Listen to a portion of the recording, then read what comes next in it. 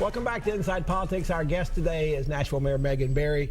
Mayor, President Obama this week issued some controversial executive orders regarding strengthening gun laws, particularly in the area of background checks. You issued a statement that you said the president should be commended for what he's trying to do. You said that the proposals he's putting forward are common sense approaches, promoting public safety and reducing the proliferation of illegal guns. Clearly, you say more needs to be done.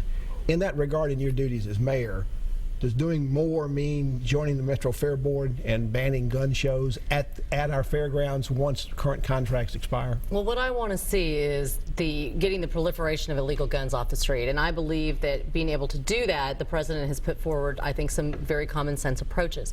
You know, when I was on the campaign trail, one of the opportunities I had was to go to one of those gun buybacks, and you know, we do those occasionally across the community. People come, they bring their guns, and they get a gift certificate from somebody. And across the street that day, there were 3 people who had set up a table who would wave people over and say, no, don't give your guns over there. Come over, we'll just buy them. And I don't. That's the stuff I don't want to see.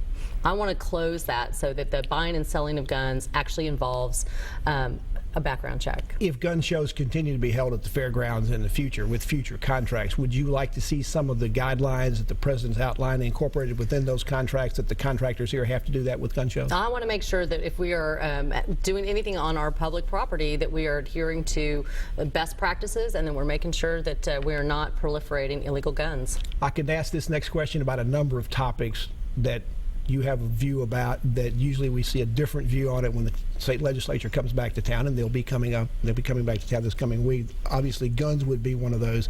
You've had a chance to meet with Speaker Harwell, with Governor Ramsey, and with Governor Haslam. But those appear to be get acquainted type sessions. Are you hopeful that when you get down to brass tacks and talk about real policy issues, you're going to be able to build a collaborative relationship, which seems to be the way you like to do things, but given where you appear to be on some of these issues, might be hard to do? Well, I think that that's just, Pat, I think that some of those issues are just noise. What I'm focused on is what's best for Nashville.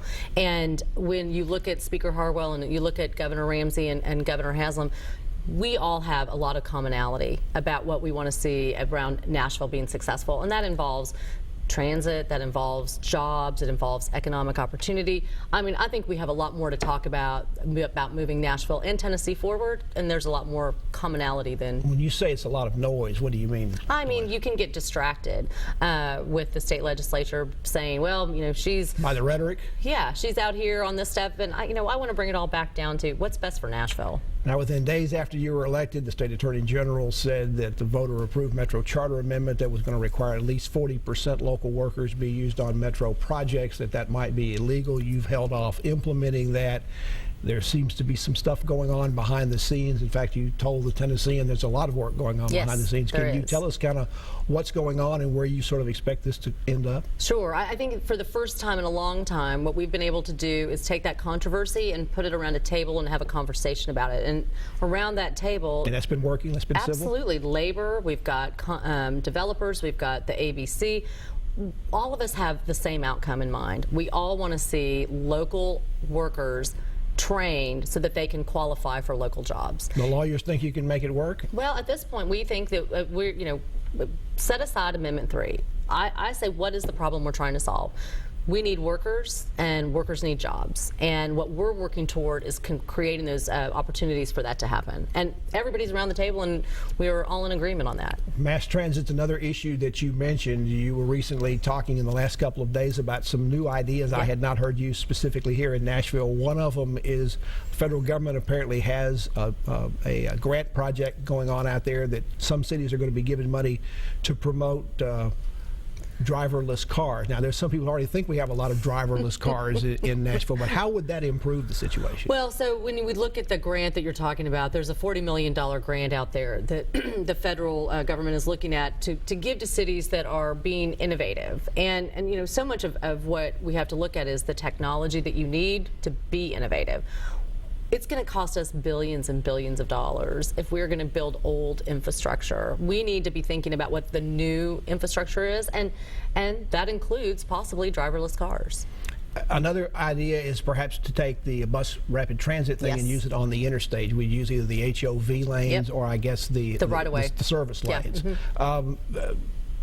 How feasible is that to do, and how quickly can that be done? Because I know when you came here the day after you were elected, you said that transportation was an area you needed Absolutely. some quick, Yes, low-hanging think fruit victories. The infrastructure upgrades for that are minimal, and this is again an opportunity to work with the state. It's going to take state and federal approval Absolutely. for that. Right, it's going to take state, federal, and federal approval. But this is where again the state and I are aligned. Senator Ketchern and I have met on this. He's very excited about this, and I think we have an option and an opportunity to do this. We've also been talking about new traffic signalizations to get the Yes. lights to move traffic. Now, I can remember as long ago as the mid-'80s when I helped Mayor Fulton pass a tax increase in 1985 to do something like this too, but it doesn't ever seem to last very long. It maybe just moves the problem around. Does something like that going to really make much difference? Well, it does make a difference because what it does is it keeps the traffic flowing. So you know how frustrated you get when you hit a red light and then you sit and then you hit the next red light.